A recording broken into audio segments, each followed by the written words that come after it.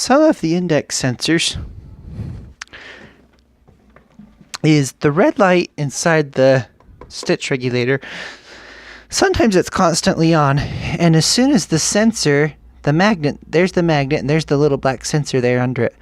Sometimes as it passes, that's when the light will turn off.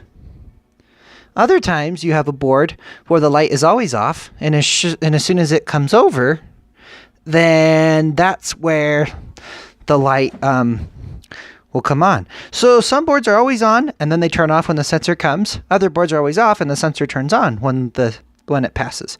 Either way, doesn't matter. We want to pay attention to where it goes from on to off. So bring over your sensor and notice it's got some traveling distance that this magnet is going to have to do. It'll be over the sensor for some time in there.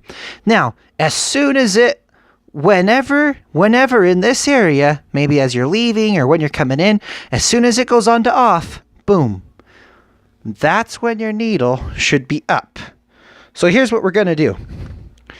Let's say that's where my needle goes from on to off. That's where my needle goes from on to off. I need to remember that position in my head. That's when it goes on to off. Okay, now we're going to go over here and move the needle to the up position. There's the up position. Okay, and then since I remember where it goes on to off, I need to move that magnet over to this. So I'm going to grab that with my fingers if I can.